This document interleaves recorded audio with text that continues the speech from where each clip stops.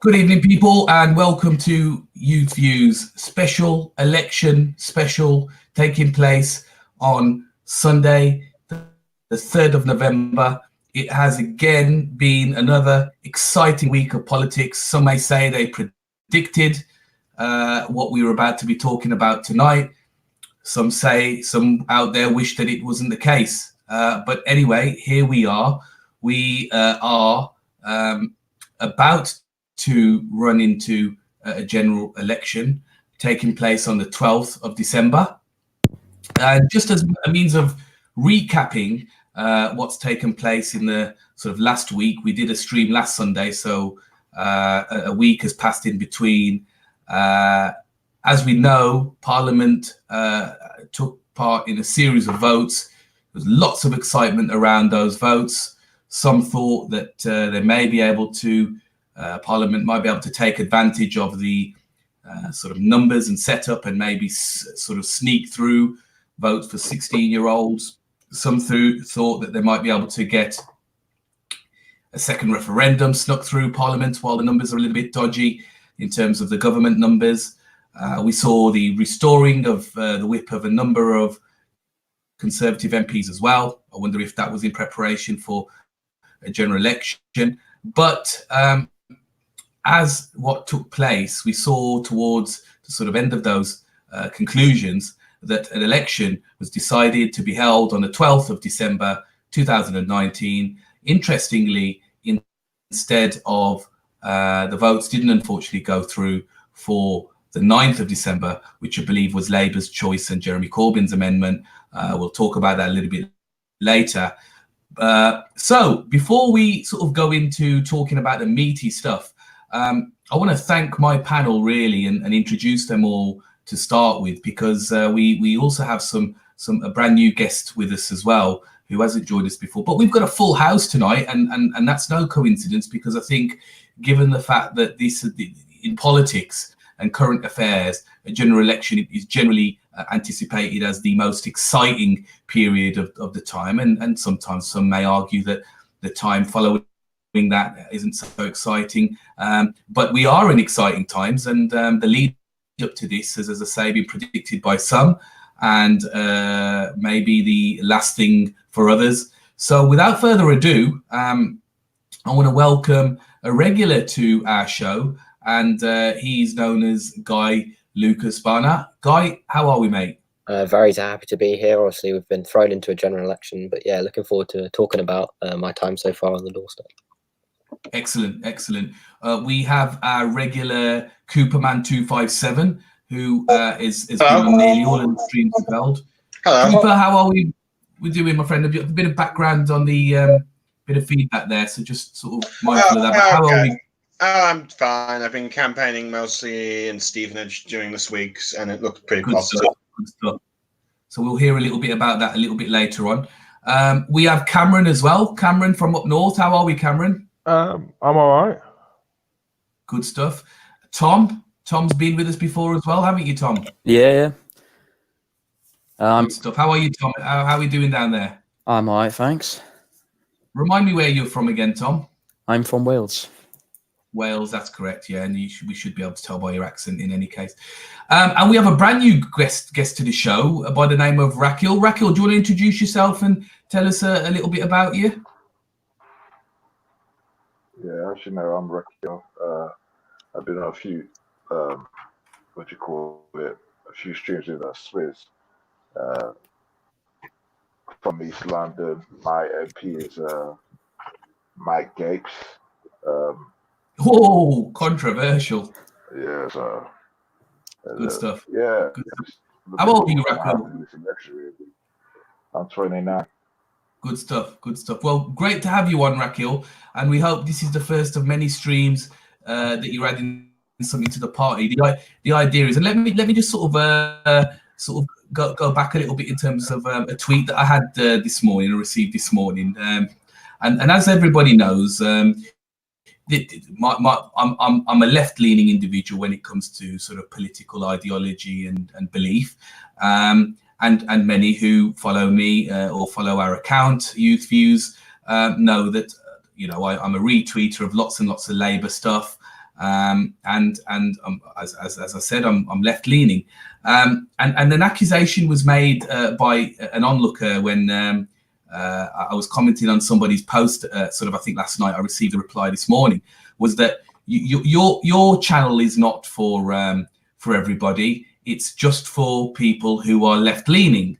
And my response to her was, and I say this to all of our viewers, everybody who is listening and taking part in the show, that it's unfortunately just it's a coincidence, really, that many of the people that appear on this show also have left-leaning views. But I need to sort of make it sort of clear that, you know, we aren't here to encourage people who are just on the left or the right of politics or the centre of politics. There are a number of individuals who maybe on this show today may disagree with some of my views.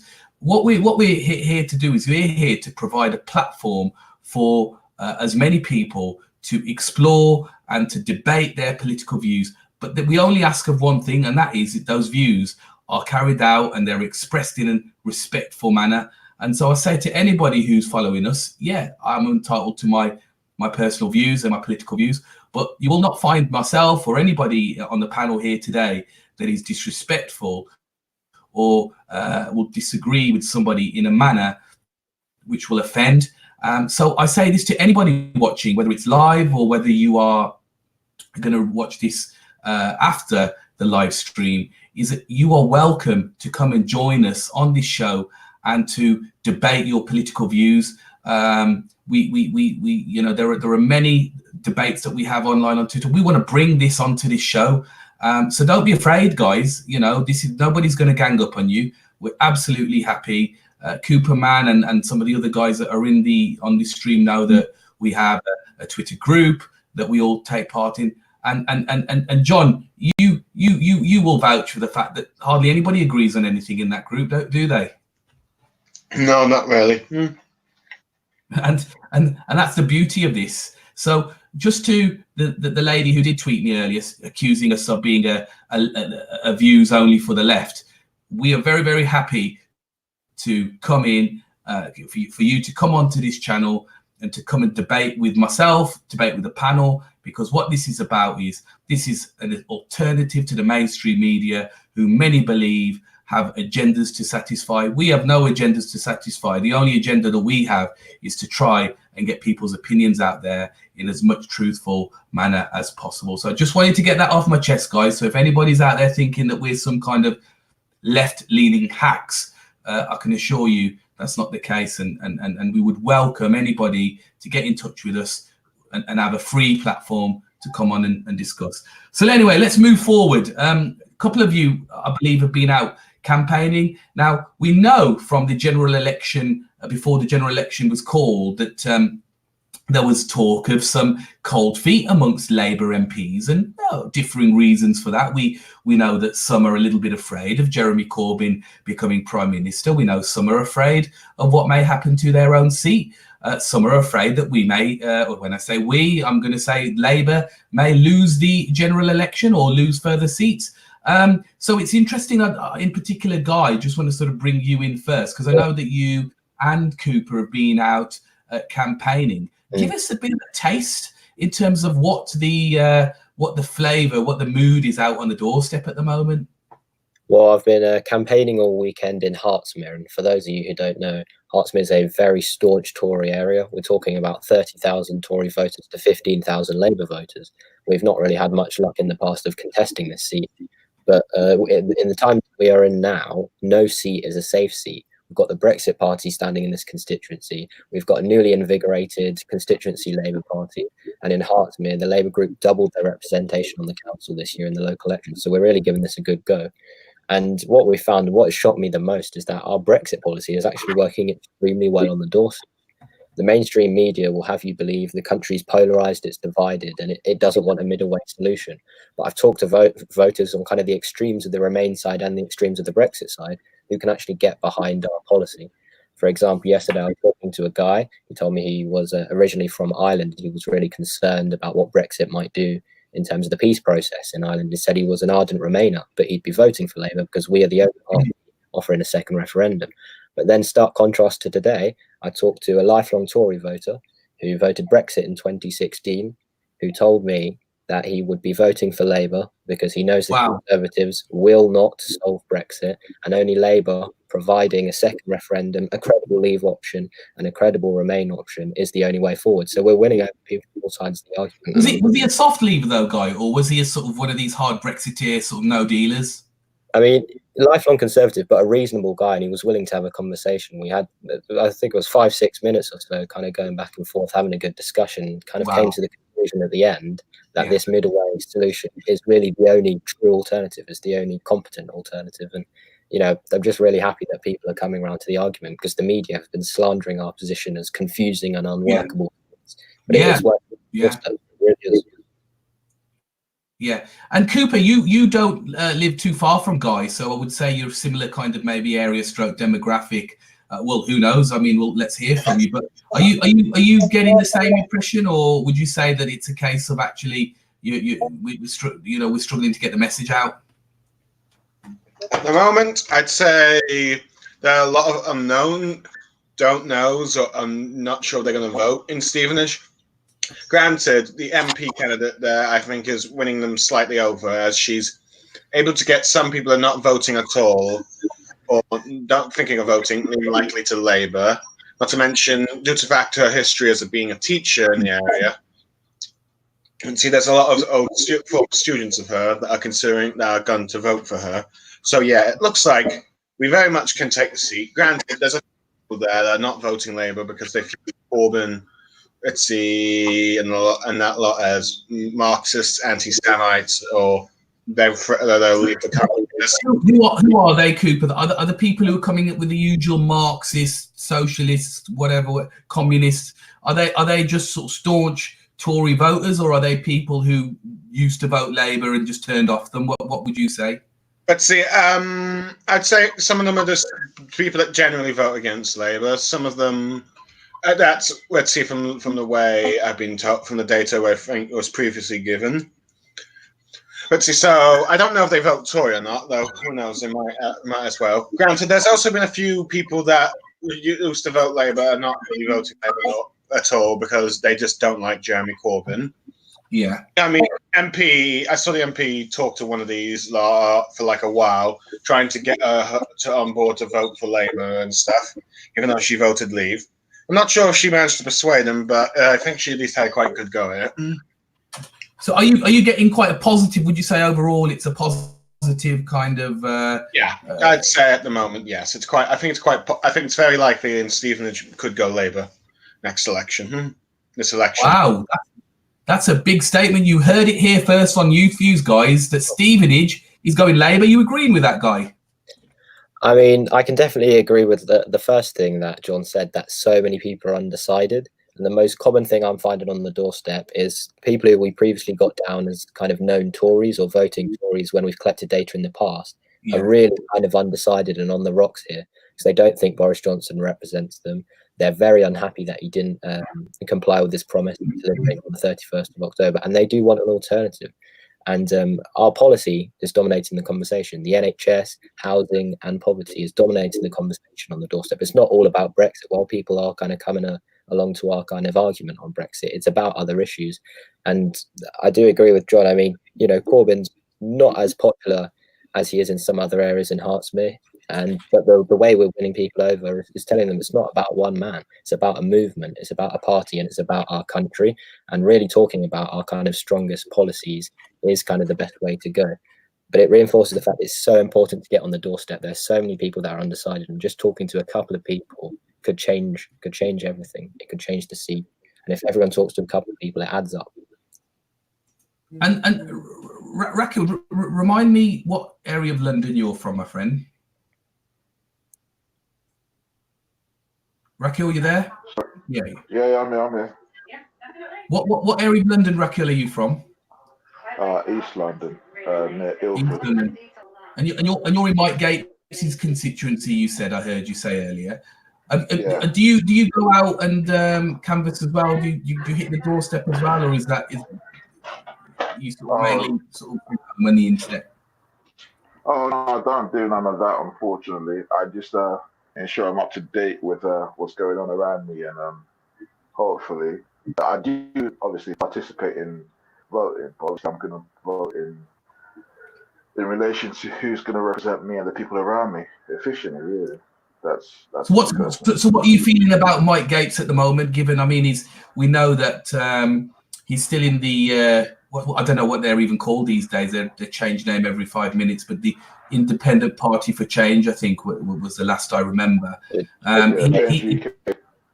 You don't have to say this, obviously, on air, but did you vote for Labour at the last election? Yeah, I did vote for Labour at the last election. I wasn't living in the same area then. I was living in Ian Duncan Smith constituency back then. Wow! I tell you what, that's two smashing MPs that you've lived with, man. Yeah, so so obviously he won last time. Hopefully he'll be unseated this time, Ian Duncan Smith, because I don't. Well, you've got Faiza Shaheen down there, haven't you? That's quite vocal and she's on the TV and a lot of shows. There's some people out there. There's some people that think that Ian Duncan Smith could be unseated. Yeah, if she holds out against him, I reckon she will unseat him because he hasn't really got much to offer, really. No, he's just another wet son, if you ask me. Obviously, Mike Gates, if he's contested to be a changey KMP against a but it's all down to the perception of people and how they think about it. Just lost you there for a second, Raquel. Lost your sound. Okay. I'm sure we'll get Raquel back in a second. Yeah, I mean, look, Guy and John, you basically both touched on the fact that, and this is the beauty of channels like this, is because we're going to tell you how it really is out there. The news, the agendas on the news, are talking about polarization. That everything is about Brexit. And I've been thinking for a very long time, when I'm talking to people in the community and people that I know, that, there's more to life than Brexit. And yeah, there's people out there, there's a handful of people out there that are either extreme Remain or extreme Brexit. But there's a large middle ground. And I think that's where, Guy, certainly you're saying that there's more out there in terms of issues than Brexit, isn't there? Yeah, most definitely. I mean, as you said, the media want you to believe that this is a Brexit election, but it's so much more than that. There's so many more issues to consider. What's been coming up on the doorstep is the climate crisis, a pressing concern for people, the NHS, and kind of the levels of privatization. We're seeing people concerned that it's been stripped back and the funding's been cut for a whole decade. And it's led to pretty much the dismantling of our greatest asset, the National Health Service. But also housing is a big issue in Hertfordshire. We've got a severe lack of housing. And our council just invested 2.5 million in container homes to house our currently unhoused people. Containers. Saw that on news some months ago. Yeah, I know it's a national problem, but it's really bad here in Hertfordshire. And the lack of creativity by the local Tories and the national Tories is crazy. Because what they could do is they could seize the empty homes or pay money to get empty homes revamped. There's over 520 empty homes in Hertfordshire, but they're spending £2.5 million to throw families into containers, which are being put up at the end of people's gardens near dangerous power lines. So it's these kind of local issues play so much of a bit more of a big factor than Brexit. The media want you to believe it's all about the national issues, but people are really concerned about the way that the Tories are treating them. And that's what we need to push on the doorstep. Residents are concerned about local issues as well as Brexit. And we saw, didn't we, again, we're talking about the sort of mainstream media. We saw that Boris Johnson went to a hospital, didn't he? Earlier, I think it was a hospital in Cambridge, but don't quote me on that. I think it was Cambridge, and he was booed on his exit. And then there was that video that was trending around social media of that lady who was a student doctor, and she happened to just bump into Boris Johnson. Did anybody else catch that video? Yes, it caught on social media. The one where this lady said, this student doctor said she went up and gave Boris Johnson an earful. Yeah. Now, interesting, as Guy has said about the mainstream media, he was booed apparently, and there's a video of him being booed as he left that hospital. Mm. But did anybody see that with full audio shown on the news? Yeah, I did see that. And what's interesting is if Boris Johnson was confident on his record on the NHS and confident on the Tories record, he would have gone in, he would have met people, he would have talked to people, but he was snuck in the back door for a photo opportunity. And that really showed, one, how little he cares, and two, how much confidence he actually has in what the Conservatives have done for the NHS, and that he sneaks in the back door and runs away. And the reality is he is hated by many people because he represents a party who has slashed funding continuously for our national health. Our doctors are struggling, people are dying. Yeah, absolutely. And this is what is really powerful about this, because it is actually about understanding that there is record levels of in-work poverty. There are children at school that are being reported to be eating out of bins. Class sizes are too full. Teachers aren't being able to teach. And these are the real issues. We what is it? The fifth best, strongest economy in the world, fifth richest country in the world, and we're talking about issues that are associated with generally third world countries. So you're absolutely right. I think it's important that we it doesn't matter which way you're voting, but put these views out there, because if this is what we're hearing, this is what we need to really talk about, because as we know, the mainstream media will not talk about these things. And muting that video as Boris Johnson leaving that hospital, I think the Conservative Party strategy department, or AKA Dominic Cummings, will probably need to rethink them visiting any more hospitals because of what may happen moving forward. So if we sort of move into different sort of areas of discussion now, and I thank everybody who has contributed to that. It's really opened our minds, and I want to say actually that there was a young person that is part of the one of the groups that I'm in on Twitter, and he's 15 years of age. I won't name him, but some of us around this stream will know who he is, and a conversation we're having in one of the groups. And he has been, this is his first sort of, I mean, he's not going to vote in it. He's obviously 15 years old, but it's the first election that he's really sort of become sort of engaged with since he's obviously become interested in politics. And he has been absolutely shitting bricks. And he's been saying, I'm really, really worried about this. I think the Labour Party are going to lose even whatever MPs now, because I'm hearing lots and lots of different things. And I find in sort of private messages and within this particular group that, we've got to calm each other down, guys. I mean, whatever happens here is that there is a world out there that we literally do not know what will happen here. And that's the beauty of a general election. I mean, some on the stream may remind me or our viewers out there that the Tories had a 25-point lead in the 2017 general election. We hear about polls, and polls are, I mean, Cameron, we know Cameron's our guy on the polls, wink, wink, but there's polls out there that are, let's just say, not entirely truthful. People talk about polls being a method of brainwashing as opposed to reflection of public sort of opinion. So we have to take everything that we hear on the news and amongst our peers even with a pinch of salt. Someone, I think Guy mentioned and Cooper mentioned a few minutes ago about Jeremy Corbyn's likeness. That worries us sometimes on the left, because we think, oh, well, if they don't like Jeremy Corbyn, they won't vote. It doesn't work like that. Policy is, in my view, the most important thing that is going to have an effect on people's lives. So I want to thank our contributors on that. Let's move on now. Let's yeah, go on, Cameron. What are you saying? Sorry, I'll just say one thing on that. Just be careful at polls and at what the journalists say, because you would find that on the doorstep, different things will come up, and people will be actually concerned about what actually is going on around them. Yeah. And what about fake polls, Cameron? Do you know anything about fake polls? I think I know a fair bit about the fake polls going around at the moment. Talk about fake polls then from going.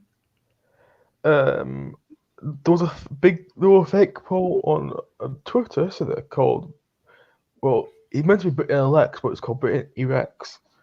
And it did a constituency poll of the Isle of Wight. And this poll got retweeted by journalists like it, who's that guy from Sky News now? Adam Bolton. Adam Bolton is Isabel Oakshot. Oh yeah. And then in Torys, name a few retweeted it. The MP. Yeah. Oh right. Yes. Was that the poll that said Cameron that had the Tories in the lead of something like? Remind me. It was a construction poll for the. It was a fake construction poll of the Isle of Wight that put the Greens winning the Isle of Wight due to the Brexit Party and Conservative Parties putting each other's vote. Yeah. So yeah, absolutely. Watch out for fake polls and make sure you check who who's actually doing the polling. Let's move on a little bit, guys. I mean, let's talk about policies and obviously accusations have been made, as I said earlier, about us leaning a little bit too left on this show. But let's talk about policies of all parties. Tom, I mean, I'm just conscious we haven't heard from you today, and thanks for patiently waiting. Today, we heard about a Conservative policy of them unfreezing benefits and taking away of that cap. And I heard somebody on Sky News this morning say that it would be the equivalent in terms of the increase in benefits. It would be the equivalent of £1 each per family per week. Is that a great policy or not, Tom? Well, it's not really. No, any policy from the Tories are bound to be awful and a scam. It's like universal credit all over again. It's the biggest rip-off going. Yeah. And this is the thing, you see. I think we have two sides of views on this election. I think the Tories, this is my personal opinion, I think the Tories are very much putting their Brexit eggs into one basket, and they think that actually, if we can go out and say that let's get Brexit done loud enough and as frequent enough, then I think that they will get as many Brexit voters to land them a majority. Now, as you've just alluded to, you know, I think some of these little strategies of new policies, or certainly policies that we haven't heard before, may be quite reactionary, because I think I do believe a real poll, Cam, I say a real poll, has had the Labour take a 2 or 3 point lead, sort of taking a little bit themselves a little bit more closer to the Tories. And I wonder if this has got something to do with policy. And that's why I wanted to sort of focus on policy today. I mean, Guy, do you want to sort of touch on some of the other policies that you're aware of that are really hitting it large on the doorstep? Yeah, well, in terms of our environmental policies, I think they're really resonating. We saw a kind of a scam move from the Tories earlier this week, a temporary halt on fracking. Now, what we know is this is a complete stunt. They're only halting it, and the second the election is over, the 13th of December, if they are to win, they start it right back up again, because they're a party for business. They really, really, really don't care about the effects to our environment. So I think on the doorstep, I did have a conversation about that. I had a conversation about a lot of our environmental policies, about investing in offshore wind, investing in solar panels, and actually investing in public transport as a means to get cars off the road.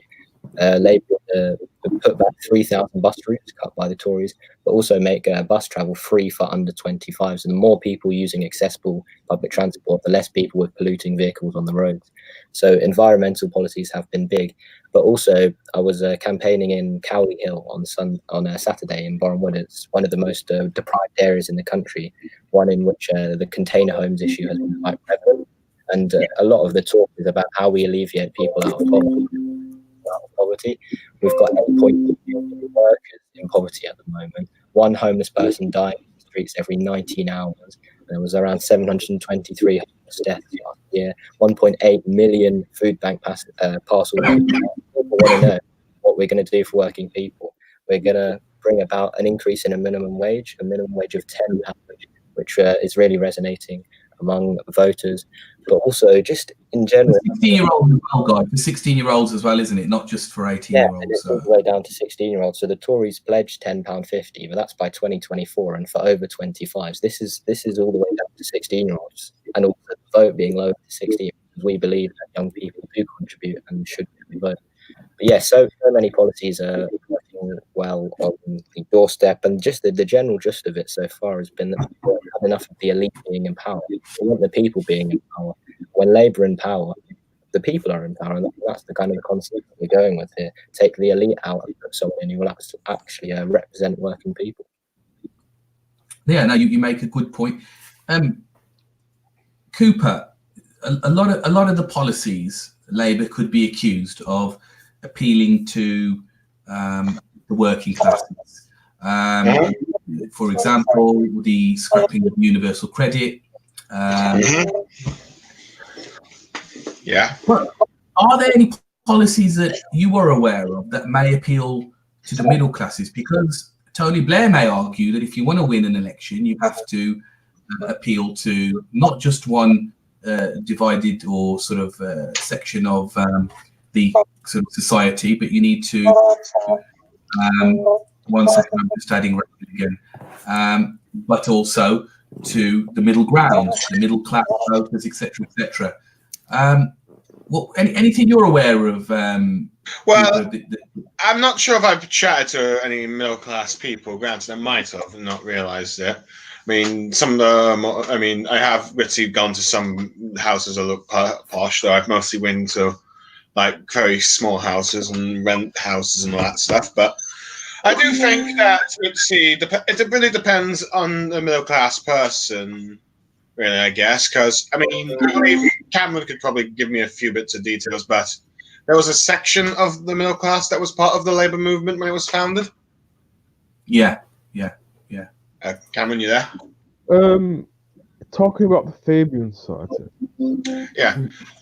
Which were considered to be middle class intelligentsia that supported the Labour Party's foundation.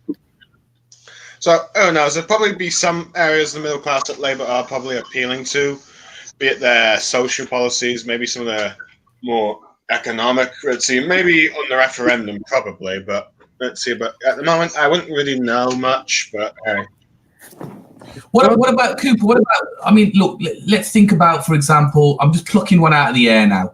Free hospital parking, right? Now, I think they could get on board with that. So free hospital parking isn't just something that's going to necessarily affect the working classes. Free hospital parking affects everybody and anybody, because I must admit, whenever I am visiting a hospital, it does get on my nerves the fact that I have to pay for parking there. You know, it's just a simple annoyance. You imagine you go into that ballot box and you could actually got a very good chance of putting a government in that could abolish car parking costs in hospitals. I think that is something that could appeal to people across the class spectrum. Yeah, it could very well do so. Yeah. Cameron, what's your view on that? Do you think that's a policy that is genuinely been put in there to sort of pull in people from all directions? Hospital car policy. UKIP had that policy in 2015 to attract Labour working class voters. I didn't know that. Yeah, UKIP had it 2015. It was one of the major policies. Yeah. Okay. Yeah.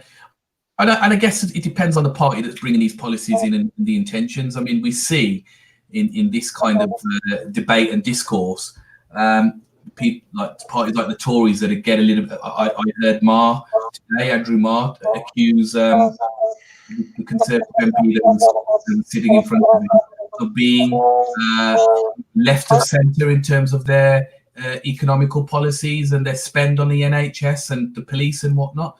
So I think a lot of these things are they fluidly move through these sort of election committees. But I think what we're also seeing is the real lack of strategy from the Tories in terms of their policies. It just seems as if their manifesto is being dreamt up or written up the night before the news, so that they can bring something in to just counter whatever a Labour are sort of countering with. But Tom, want to bring you back in here, mate. What's the sort of feeling down where you are in Wales? Because I know Wales is a controversial area because of it being quite Brexity. But what's the general feeling down there in respect of Labour and their electability? Are some of these policies working down there, mate? Well, so I just want to, before I start now, I just want to touch on the middle class thing you're talking about. Yeah, of course. From my experience, what I've seen is Labour's done a bit of a job at alienating them, particularly the upper middle class, with their tax plans. Their 45% tax starting on 80k. And a lot of people are not in favour of that, especially those on 80k. They claim that they're punishing the moderately successful for, well, the failures of others. I heard some people saying that they're subsidising the working class and whatnot because people are too lazy to get a job.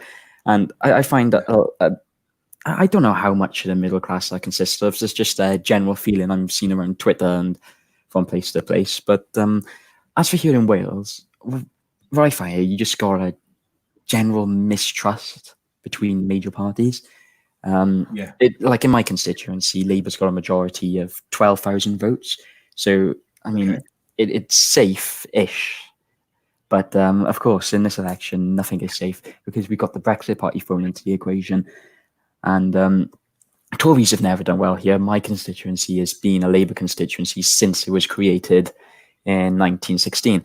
But the issue is my area and those around me did majority vote Leave. And a lot of the general feeling around you is Leave means leave or just get on with it and all that crap. But are you hearing that though? Are you hearing that though? Is that what people are saying? Yeah, that is the general feeling from what I've personally seen. There's also this pub up the road from me, which you got a big banner saying "out means out," so just get on with it in front of their pub. God. Yeah, it's pretty grim, but that is the general feeling. I don't think people are really going to vote Conservative. No, I really don't think that's the case because nobody likes Conservatives around here. But again, Labour aren't that popular these days. A lot of people dislike them from the Blairite days, from the early 2000s. A lot of people dislike Corbyn as well, but it's usually like, they don't like Corbyn, but there's never any factual basis behind it. It's just like regurgitated nonsense you get from the Sun and the Daily Mail. I think if you throw the Brexit party into the equation, I really do reckon they'll probably pick up some votes, and but I don't think it'll be enough to ever get them into into local government around here. I still think Labour will still retain the seat. Let's talk about that, Rob. Sorry, Tom, because I think it's an interesting one because at the moment we see certainly the back end of this week, and I know that there's been a Brexit party strategy launch, and there was towards the end of this week a lot of talk of the Brexit party doing some kind of pact with the Conservative Party, and Tom, want you to sort of allude to this a little bit more, if you will. We then have coincide around that time the telephone call between Nigel Farage, the Brexit Party leader, and Mr. Donald Trump from the American president, talking about these very issues. Now, it's been a well-known thing. I think anybody who knows a little bit about this, and Tom, I'll bring it to you in a second, but just as means a summary on this issue, it's been a well-known thing that the Brexit party has been brought in really to give the Tories a little bit of a push, really, to make sure they stay on that Brexit pact. But the unfortunate thing is that Nigel Farage, leader of the Brexit party, has said and branded that the version of Brexit that exists, and there's no other sort of version that would exist, is a clean break, i.e. a no deal WTO Brexit. And it is very unfortunate for Mr. Johnson that he has actually gone and arranged himself a deal with the European Union, which has clashed. So, Tom, talk to us a little bit about this, because what we do know is that at the end of this week, we've heard that there will be no pact between the Brexit Party and the Conservatives. And in the main, that's because the Brexit Party have laid terms and conditions down to Boris Johnson that he's kind of trapped in, and he can't accept really. And the difference is that there would be either Mr. Farage putting potential MPs in all areas of the country. So I think he talked about 600 versus just the sort of ones against the strong Labour seats with a view to helping the Conservatives. I mean, Tom, give us a bit of a further analysis on that, my friend. Well, I just want to touch on Brexit first in this area, in the sense that in my area, a lot of people voted Brexit as more of a protest vote rather than genuinely believe it. It's like Wales, like all other poor areas. You mean sorry? You mean in the European elections, you mean? No, I mean genuine referendum. What I was going to get is in Wales, like many other poor countries, poor areas across the UK, some of the places hit hardest by austerity. And the general feeling around here is people are just fed up, if you get what I mean. And Brexit, you had the main establishment party, well, I say main establishment, people like David Cameron, Prime Minister, was against Brexit. And from what I've heard in my area, lots of people voted for Brexit as a big FU to the establishment because they want to change. They're fed up with nothing happening. And they thought, good or bad change, we need a change. They voted Brexit. Whereas I would argue that's probably the worst thing to do because it's the complete wrong change. But it's the general feeling is people want that change.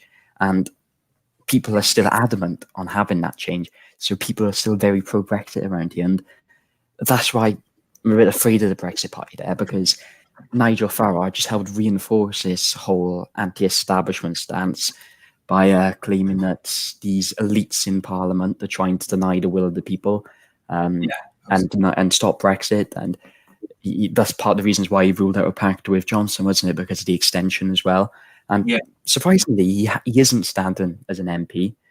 I mean, he stood 7 times in the past, Farage, isn't he? But unsuccessfully every time, absolutely. Unsuccessfully, thankfully, yeah. But so he's saying like extension is another betrayal. So they're really taking the whole anti-establishment look, which is kind of ironic, really, because Nigel Farage, he's been an MEP since 1999, and the annual salary for an MEP is €105,000, and that equates to £91,000 a year.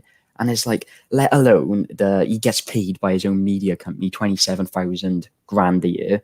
Yeah. There's also the fact that he's got a property in Chelsea worth £4 million. His assets in his firm last year alone grew by 400,000. Short of a few bob, Tom. He's not short of a few bob. He's not. No, but that's the thing. He claimed to be skint in 2017, but he was far from it. And he went to private schools. He's got a trust fund in the Isle of Man, his Farage Family Educational Trust Fund. And we all know the Isle of Man is a huge tax haven, exempted from capital gains tax, wealth tax, inheritance tax, and it's only 20% income tax. So he claims to be a representative of the working class and anti-establishment, but that is all a bunch of bollocks, right? Because he is probably one of the most establishment MPs going.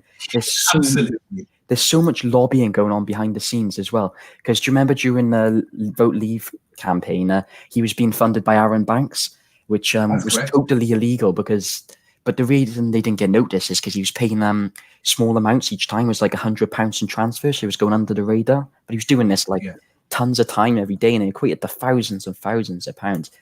And that's the thing, though. It's all invested interests behind this entire campaign. There's lots of there's lots of talks about American firms getting their hands on the NHS, and Aaron Banks is coincidentally got lots of shares and even owns some insurance firms which would have perfect opportunities in the event of a no-deal Brexit. And it's this sort of thing we've got going on. There's so much invested interest. Yes. He himself in 2014 said that we should move to an insurance-based healthcare system. He said, May this year that in May this year he said that private firms should help relieve the stress of the NHS. And judging by his tax avoidance and his utter I mean, obviously, because of his tax avoidance, he obviously cares very little for our public services. You can only expect some of their policy is going to revolve heavily around austerity and eventual privatization of many of our public services. And that's another thing to reinforce that point is also that Farage and these American drug firms we've been talking about recently want to buy into the NHS. And of course, because in America, their drug standards are so much lower than ours, because within the EU customs union, food standards and drug regulation are really high standards. So if they were to buy into the NHS and try sell to us and whatnot, we would need our standards to be significantly lower, which is why he's probably so adamant on leaving the customs union, because he's got personally a lot of money to be made from this kind of stuff. Because he's getting this, because there's a lot of money going on behind the scenes, as I was going on earlier. There's a lot of lobbying and payment. And of course, documentary, Tom, on the dispatches on Channel 4 earlier in the week or last week. I think it was. No, I didn't. I didn't. Well, it was about pharmaceutical companies and secret meetings that the government had, at least 4 of them, with big pharmaceutical companies, American ones. And basically the discussions around that are denied by the government, obviously, but it was thought to be that many of those discussions were about driving up prices of pharmaceuticals post-Brexit. And so it absolutely ties into what you're saying about obviously the intentions and the vested interests of some of these individuals. Totally. And it sounds like what you're saying is that people like Nigel Farage, they are the establishment, aren't they? Totally. And I just want to touch on a couple more points is about Brexit party policy. So for one, we showed due to his tax avoidance and views on the NHS, we can expect austerity and privatisation. We can also expect, judging by his, it goes no doubt that his immigration policies and whatnot going to be very strict. Like Philip Lee, the newly Lib Dem MP, he shares the same view that people with HIV positive should be banned from entering the country. He wants to cut the foreign aid budget by £9 billion, and I mean, so we can obviously, and of course he wants to abolish, not abolish, but stop applying the human rights only with and do British rights, as he says, and also his climate policy is basically going to be non-existent, considering he denies global warming, and recently didn't he call all these climate activists stupid? So what do we expect there? So his whole idea of representing the people, trying to stop these parliamentary elites from the will of the people, it is just total nonsense. He is the elite. He's profited so much off his career. He's going to profit even more off Brexit, isn't he? He literally takes his voters for fools in his basically, if you vote in Brexit party, you think this is going to help you if you're working class. It's just total nonsense. There's some arguments for Lexit and that you could make some success out of it. But the Brexit that people like him and Jacob Rees-Mogg are advocating for will not benefit any of us. But it's always, for them, it's been about deregulation. And that's where it's always been. Because if you think about it, they're also adamant on leaving the customs union. And if we leave the customs union, you're open to the total global market, which is flooded by cheap Indian steel and Chinese commodities. And of course, they're so cheap because you've got literally children working in sweatshops with no workers' rights, no minimum wage, no environmental protections, just pure cheap produce. And how would you ever compete with that? Well, you either force them to raise their standards to yours, or you lower your standards to theirs. Absolutely. And of course, it's not like Jacob Rees-Mogg and Nigel Farage can be advocating for us to force them to raise their standards like a single nation like the UK has such influence to do so. It's going to be about deregulating our market, deregulating the workplace so we can compete effectively, making the poor poorer, wealth trickles down virtually none. And we're also open to poorly regulated and poor food standards like in the USA with chlorinated chicken, because that's what Brexit's always been about for people like Jacob Rees-Mogg and Nigel Farage. Deregulation and just a means for them to make more money while we stay in continued poverty. And see, that's the thing with the Brexit party. They are not anti-establishment. They just lie into you, and they take every one of their voters for fools because they are dangerously far right, and we need to see it really, because of course the Tories are a danger, but these are something else. These are openly advocating to privatise the NHS. And dangerous stuff we're getting into here. I really hope people aren't gullible enough to fall for Farage and his nonsense and just don't vote Brexit Party, because they're dangerous, man. I wouldn't go down that road. You heard it here first, guys. Don't vote Brexit Party from our guy, Tom. Tom, you're getting a lot of love out there. Christian Gray in the comments. I've just put it up on the screen. I don't know if you can see it. Tom talks a lot of truth. Good to hear a fellow Welshman. So we got a lot of love from Wales tonight. So now, Tom, I think an excellent analysis there. Let me pick your brains on some of the research that you've done, because obviously you've studied this really, really well. I think a lot of people out there will share your views in terms of the manipulation that Nigel Farage and the likes of the Brexit Party are trying to do. If things had gone the other way, if Mr. Johnson had woke up one morning this week and thought, I'm not going to win this election alone. We can't do this alone. We need to form a pact with the Brexit Party, in which case then they would be talking about strategy and standing down in certain seats and really, really sort of trying to, take those Labour seats away where maybe the Tories couldn't. Could you genuinely see that commodity as a threat and winning this election, Tom? Well, if I heard this morning that they were going to have a pact, I probably would have headbutted the wall, to be honest, because that would be an utter disaster. Because one of the main hopes I've got for this election is that the Brexit Party will divide marginal Tory seats, so that it paves the way for Lib Dem and Labour seats. So, like, if they don't have a very large majority, I'm hoping that the Brexit Party could split the Tory vote in two. And if they work together, that could be an utter disaster.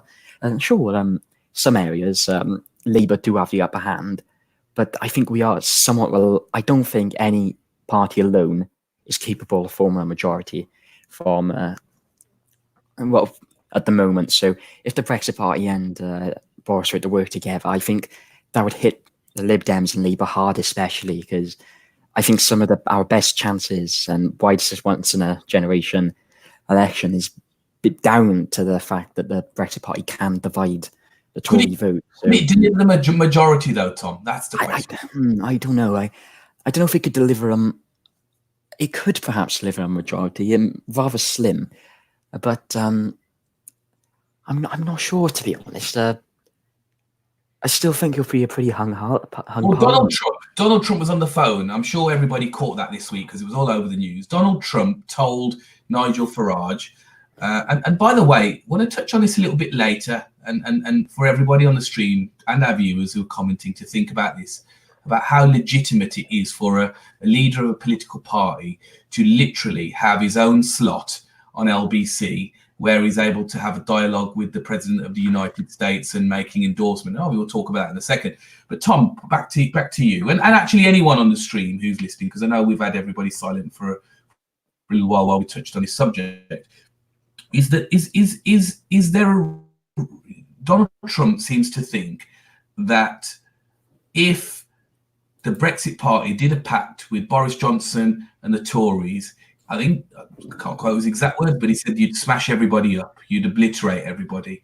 What's your thoughts, guys? Is that possible? Well, at the moment, it probably would be, given how the Remain vote is divided between Labour and Lib Dems. Granted, depending on what happens during the campaign, you could see the Remain vote be voting Labour just to try and make sure the Tories don't get a majority and all that stuff. Granted, I do know that Trump probably wants Johnson to win because he doesn't want to probably deal with, Jeremy Corbyn for 4 years during his potential second term as president of the United States. So, yeah, because Corbyn is ideologically the complete opposite of Donald Trump. I got to say, I think... Sorry, go on. No, you go. I was going to say that I think the largest problem facing Remain at the moment is probably the Lib Dems, in the sense that we could possibly deny, if there were a pact between the Tories and the Brexit Party, they could possibly get a majority. But I think we could probably stop that if we were to have more cooperation between the Remain parties, and because I mean, Lib Dems and Labour, and especially SNP and mean, Plaid, they got 5 seats, so they're not really relevant. But they should really be working together, because this hard stance the Lib Dems got against Labour doesn't make a lot of sense, considering Labour are offering a second referendum.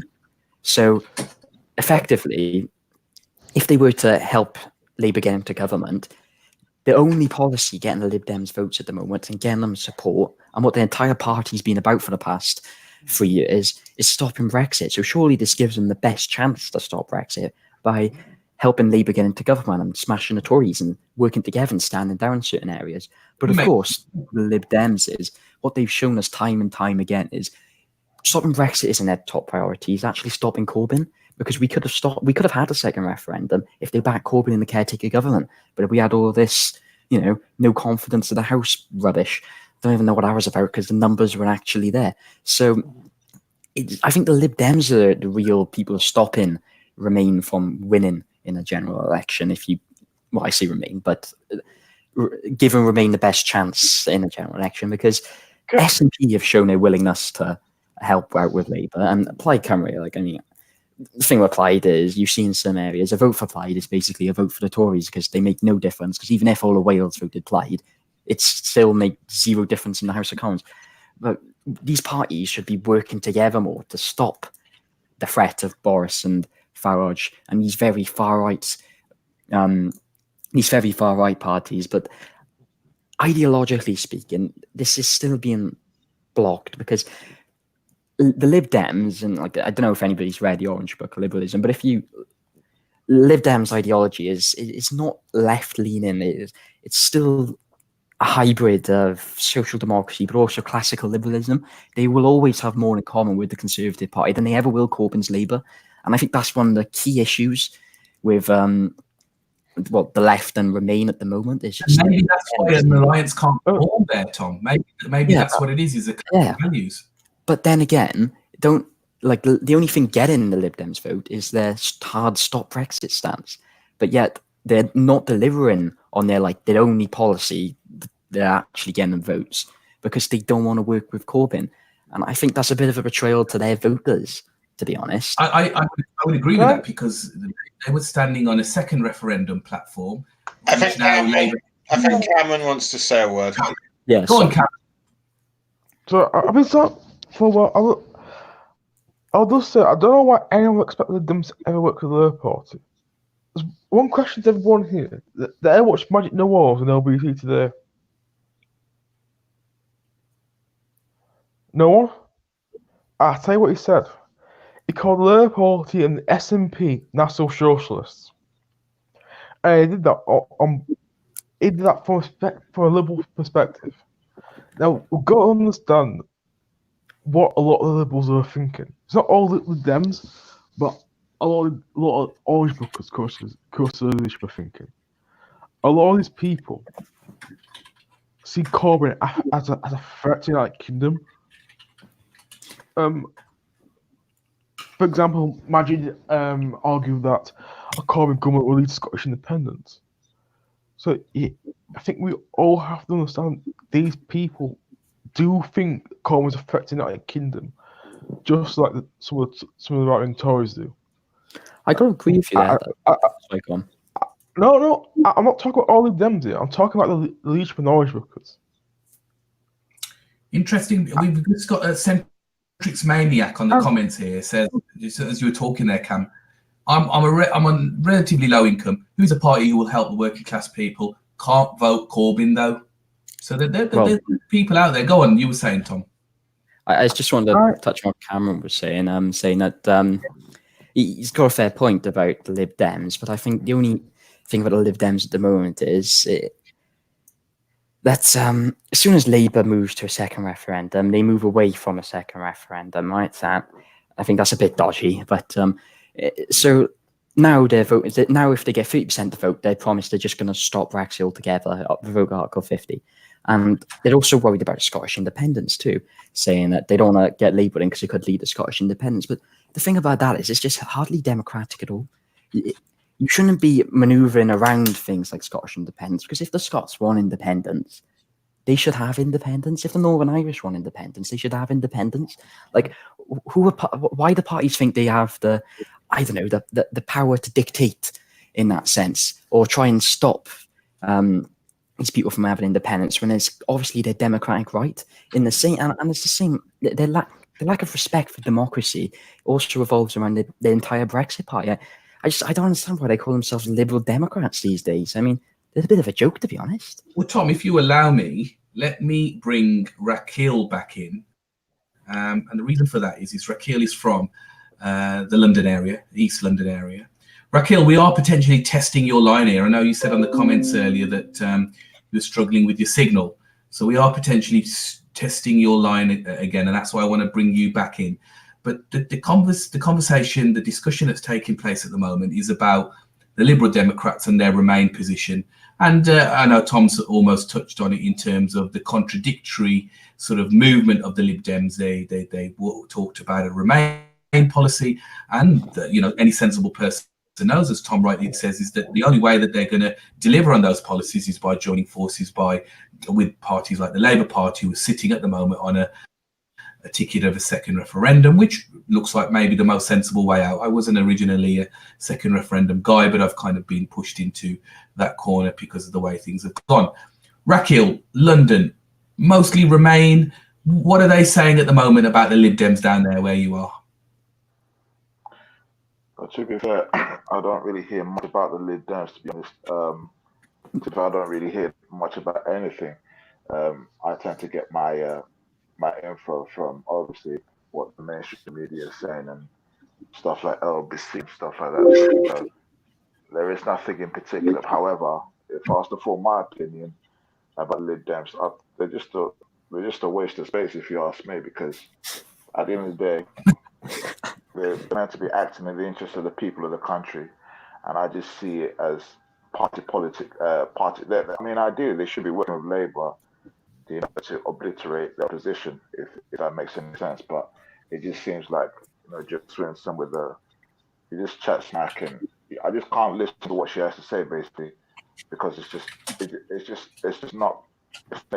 Nothing she says is going to benefit people in general. It's just a case of them fighting because I don't like Corbyn. As to why they don't like Corbyn, I do not understand. But yeah, that's pretty much my 2 cents in it, to be honest. Yellow Tories, that's what they are.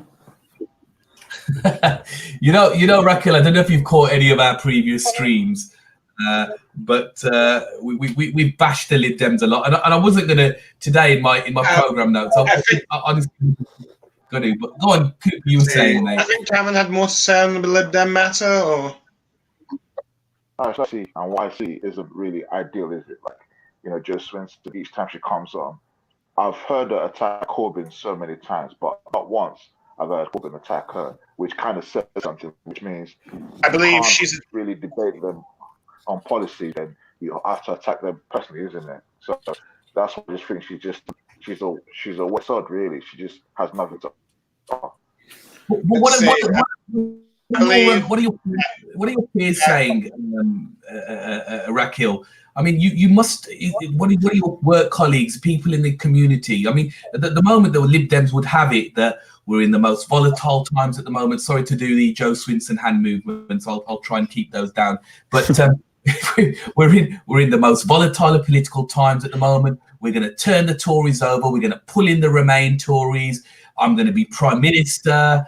I don't believe that for a second, but let's just go with it for a second. Are your London peers, now we know that London was mostly Remain, are your London peers falling for this? I know you personally are not, and I think many of us around this table will agree with your views on that. I think there's a lot of hot air there personally. But are people on the streets, are young people, for example, are they flocking towards the Lib Dems because maybe mostly Remain?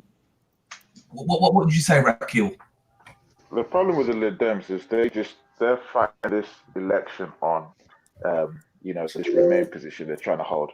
Which is fair enough, I get they want to remain, but they're forgetting the fact that people are looking more than just Brexit. I mean, the problem with the Dems is they're not trying to address what caused this Brexit to happen in the first place, which is the government neglecting parts of the country and focusing on London. Like, London's the only place, shit's popping. Like, there's North that has been decimated.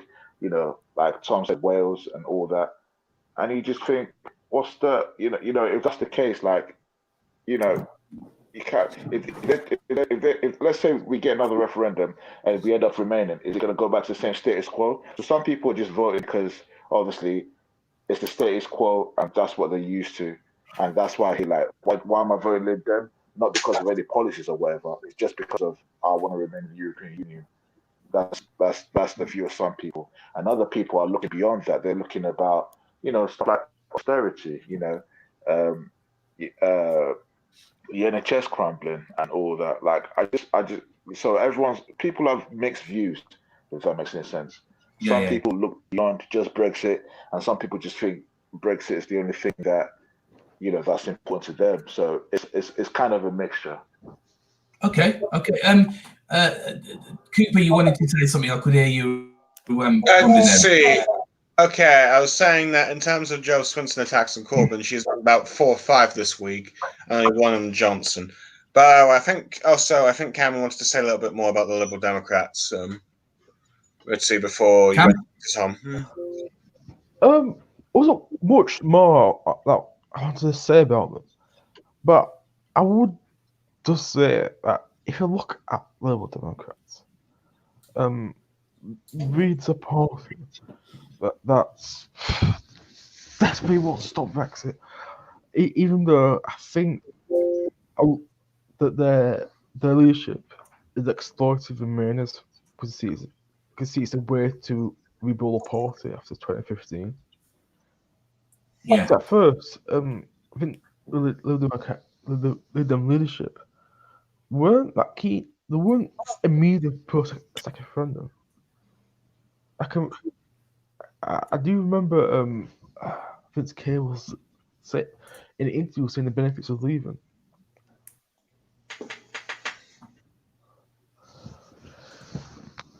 But I do say that they don't have that much appeal as people say. Yeah.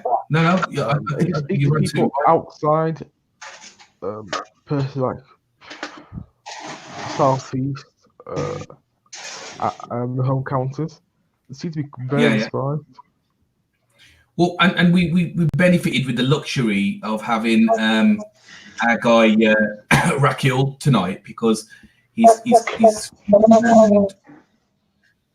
sorry, Cooper, you right to just go on mute for a second because we can just hear some feedback here.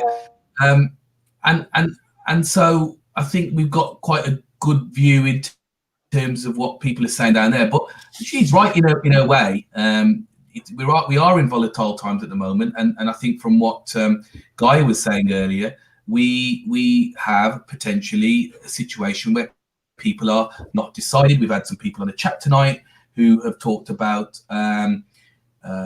not being decided about who they want to vote. I mean, I just want to sort of finally say on the Lib Dem Jo Swinson point, just for our viewers and for anybody who may or may not have caught this on the telly this morning, it's all fresh. In terms of what happened today. This morning, she appeared, Jo Swinson, on the, I'm just sharing this screen as well at the same time. She appeared on the Sophie Ridge show, and she was actually humiliated by what she was questioned about, which was basically they'd shown a poll which had put really small writing. It wasn't a poll. It wasn't a normal poll, which was basically, it had shown Jacob Rees-Mogg's constituency with basically the Tories with the highest amount of poll with the blue bar graph sort of bar, and then a very close next to it, a yellow Lib Dems. And as we know in the general election 2017 for that particular seat, I think the Tories were in single figures in terms of their percentage. But the fantasy, if you like, or the manipulation was in the small print, which nobody could have seen unless you really squint your eyes and really look into it. And this was on one of their pamphlets that said, who would you vote for if the other parties had basically weren't motivated to work in this area, and it was going to be out of the Lib Dems and the Tories. And she was really given a difficult time by Sophie Ridge on Sky News, I must say, in terms of actually the misleading sort of tricks that the Lib Dems are playing right now. Now, I think it's fair to say that we could have a whole show on bashing the Liberal Democrats. And I think as we see, as time goes on in this election, they will be slowly squeezed out. Personally, my opinion is that the Lib Dem votes, the more and more they see of the Lib, or they don't see of the Lib Dems, the voters will probably go in the direction of between Labour and Conservative. And I think the ones that are really remaining may end up going with Labour, because obviously them having the realistic chance of actually bringing in any such policies. Just want to stick with you, Rakil. And I know what we want to try and do is we don't want to try and go over an hour and a half on this stream. So just conscious we've got 20 more minutes to go. Rakil, what we talked about this offline in terms of youth voting. We know that there's been talk in the week. Lord Diddle has talked about different demographic of voters and what would help the Tories. He's talked about maybe Muslims not voting and students not voting, and some of these things have come on record. We've also seen earlier in the week, in terms of statistics that have been released by gov.uk, that record numbers of young people are registering to vote. Do you think the young people, Rakil, are going to make a difference in this election?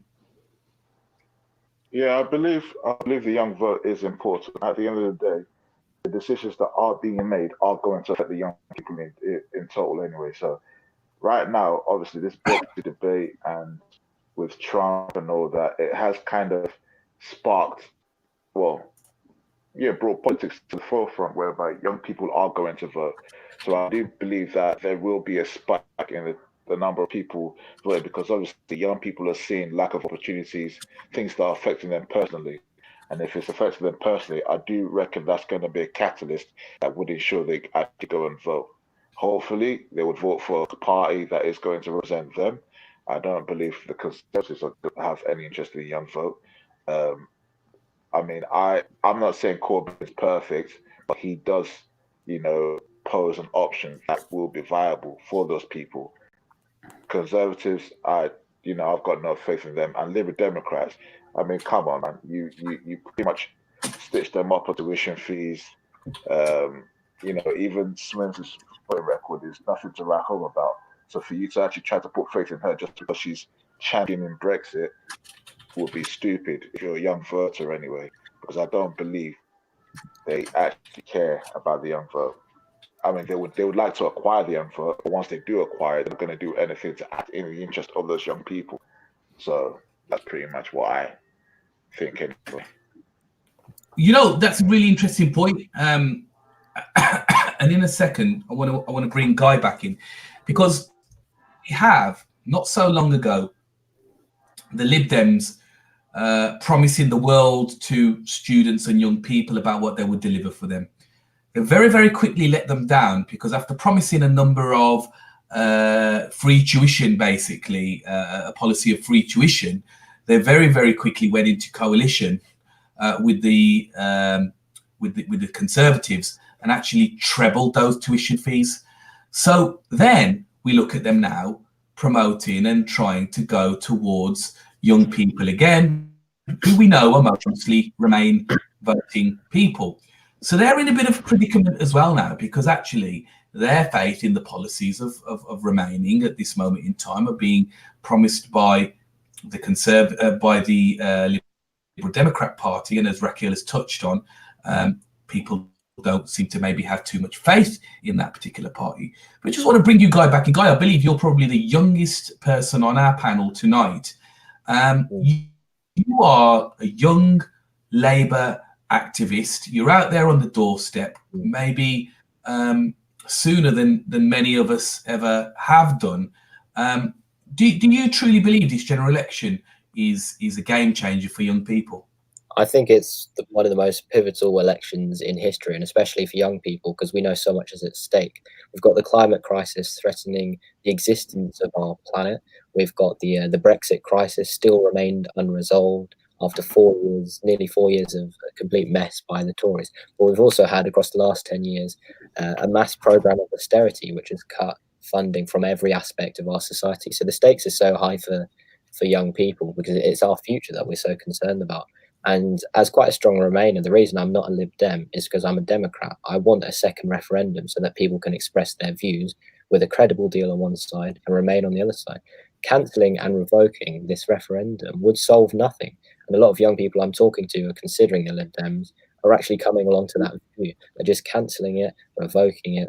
Would be extremely undemocratic, and it wouldn't solve anything. It wouldn't solve the grievances of 17.4 million people who voted Leave. And the only way we address that is actually putting it back to the people, giving the power to the people. So yeah, young people extremely turned on at the moment in terms of politics, extremely focused, and more are getting involved. But I think our job is to make sure they vote Labour because we're the only party that's offering them a future in this country. And just to sort of touch on the question that was asked earlier by centrist maniac who said that he couldn't at this moment vote for Jeremy Corbyn. He asked a question about educational policies. I'm just trying to find it on the here we go. I'm a relatively low income. Who's a party that'll help working class people? He also said that what are Labour doing for education? Not trying to put you on the spot there, Guy, but I know that you've done a little bit of sort of work in this. I mean, the first thing that comes to my mind is that they're offering free education, Labour, from cradle to grave. That was from Jeremy Corbyn's own words some days ago on the manifesto launch. Anything more specific that we can answer, Thomas? Sorry, it wasn't centrist, but it was Thomas who said what are Labour doing for education, what policies? Anything more that you can add to that, Guy? Yes, I think Labour do have the best policies on education. One of my favourite ones is capping class sizes at 30 so that we don't get a kind of a high student to teacher ratio in which students aren't learning. But also, we're going to create a new national education service, £160 million going into pupil art fund, £3 billion into our educational system to kind of repair all the damage that's been done by the cuts over the last 10 years, but also appointing a Minister for Mental Health and giving £200 million into a children's health fund, because that's a real issue in our schools at the moment. Obviously, free school meals, free tuition fees, and scrapping Ofsted are the policies in regards to education. But I think you will really not find any other party with the kind of the class of policies and the array of policies we have on education, because we're going to transform the system. And as we said, free education, free at the point of access from cradle to grave is primarily what we're advocating for here. And everybody likes something for free, don't they, Guy? Well, if we live in a society where we're able to give people the luxury of having it for free, which we are as one of the 5th richest economies in the country, then we should be providing these services. It's a simple tax on the top 5%, and we'd invest in these promises, and it would benefit everyone. Yeah. And the thing is, you go to various countries on the continent, Scandinavia, etc., where actually the richer the same kind of model is used. The richer are taxed a little bit more, but they know that it's going into the education. So very, very heavy funding into the education system. But these individuals, and I know Tom touched on it earlier as well in terms of people being a little bit reluctant, certainly in the upper middle classes, to pay a little bit more. But actually, I think generally people are out there that I want to know where my money is going. If it's been spaffed on stupid and pointless things, to use for a better word, then I think that's where the worry is. If we're spending all of our money on going and fighting pointless wars that are going to leave us open to being vulnerable to terrorist attacks and whatnot, and interfering in other people's wars and whatnot, then clearly that's not money well spent. But actually, if we're using money in the areas of education that is going to help young people develop and get a better and more equal education, it's going to, in the long term, help people get better jobs. It's going to then, in its own turn, increase and improve the economy. We all win then when the economy improves, and it has generally these countries are functioning much more better than this model that we deploy, where at the moment the richer are getting rich at the top, and they are our custodians of all of that wealth at the top, and unfortunately the people at the bottom of that end up falling rolling off and basically devastating for generations to come. So I hope, Thomas, that's answered your question. And Guy, I thank you for that. Just want to get one more other question in, the one that's on the screen at the moment. Centrist Maniac reminds us that he wasn't, he can't vote Corbyn. Cameron, let's bring you back in to answer this one. He says, who is the party that will help the working class? But he says he can't vote Corbyn. I pretty much know what you're going to say here, Cameron, but I'll let you answer Centrist Maniac's sort of question. To answer that question, I need to know why can't you vote Corbyn?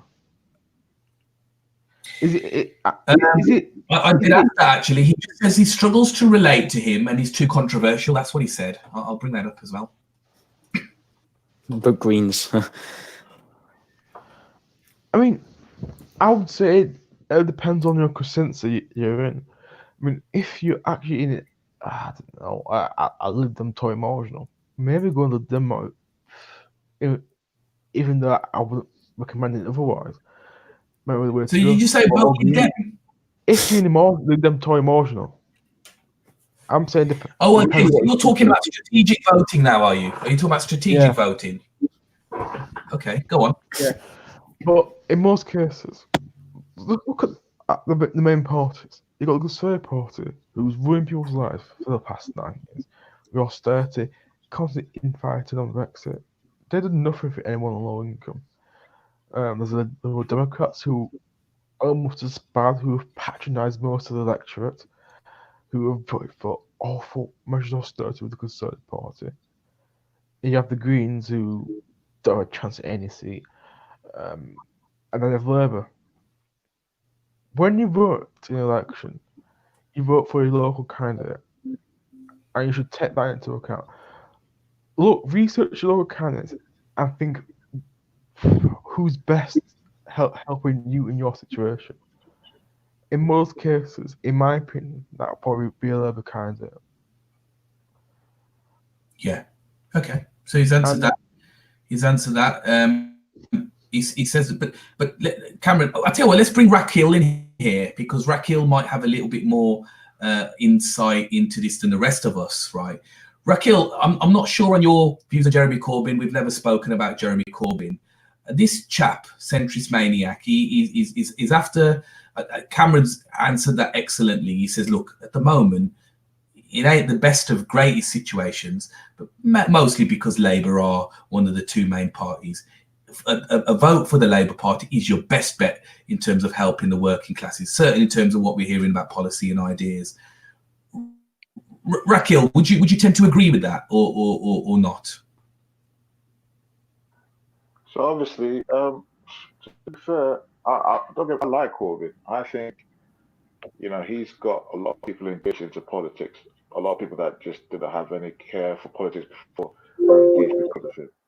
If you're a working class person and you're smart, you would know that Corbyn is the best person for you. Now, that person saying he can't vote for Corbyn, who is the alternative? Are you going to go back to Boris Johnson, who's going to screw you over even further? Or the Liberal Democrats will make promises that they would not keep? At least you know what you're in for when you're going for them to. But with Corbyn, you don't know yet. I believe he's genuine. I believe he's trying to bring something new to the table. So just give the guy a chance. Quit listening to what people are telling you about him and just formulate your opinion yourself. It's everyone bashes Corbyn. I've never seen any politician bash so much in the past 10 years than Corbyn. Like he can't take his shit without getting bashed.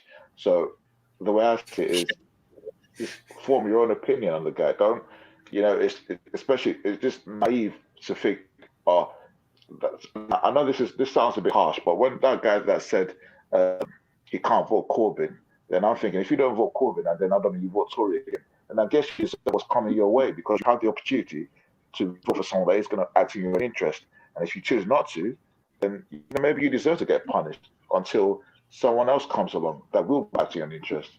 Because I don't see why you don't like Corbyn.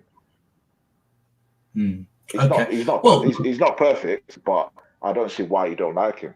Yeah, and I think the thing is that I'm with you, Raquel, and this. You know me. You don't need to convince me. You're preaching to the converted, but I mean, centrist maniac just says here. He says, "Don't trust him. Very indecisive." And I think, you know what? Let's just take that with some substance. I think the Labour Party in areas have been indecisive, but let's talk to centrist maniac and sort of explain to him or her, whoever, whether it's a he or her, is that the problem that Corbyn, I think, is faced with is that he inherited a party that was quite sort of right wing, or they call it centrist, but it was a lot of sort of Tony Blair's policy weren't too far away from a soft sort of central Tory approach.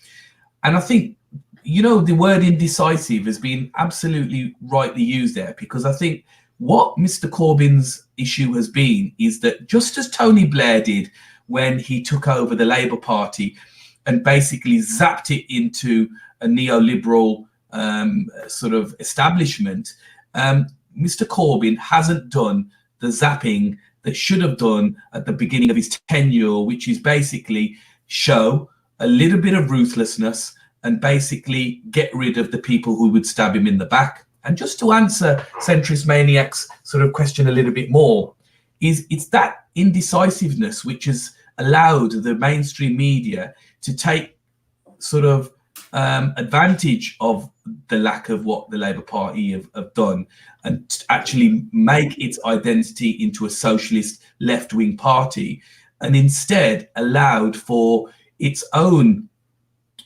sort of parliamentary members to stab Mr. Corbyn in the back, hence helping the mainstream media bring him down.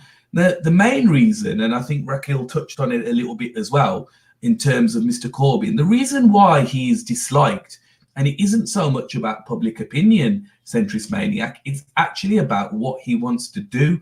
He wants to, he actually, as Tom was saying earlier about the establishment and whatnot, Mr. Corbyn truly wants to take on the alliance of the establishment. He wants to make sure that big companies who are earning billions in profit pay a little bit more tax and distribute that wealth more fairly. He wants to tax the top 1% of earners, and again, they're still going to be living life. I'm just going to bring Cameron back in. They're still going to be living life better than any of us ever will, right? But just pay a little bit more tax to distribute to the remainder of society. And I don't think there's anything wrong with that, because actually, centrist maniac, it's you and I that are going to reap the rewards of that little bit more spreading out of the wealth. And that's why the mainstream media are very much against him. And I think that's why I think Raquel was saying that actually it can't get any worse than Boris Johnson at the moment.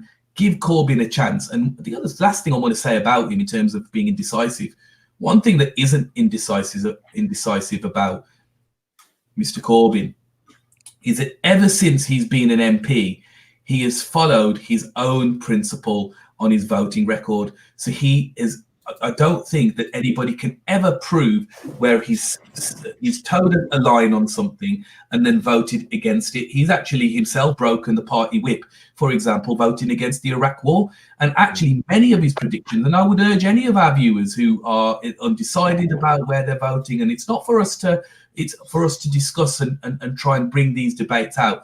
But personally, before voting for Mr. Corbyn, I have researched into his voting record and what he said. So he made predictions about the Iraq war. He made predictions about the Afghanistan sort of war. And he said about both of those involvements that we would reap the terror of this for generations to come.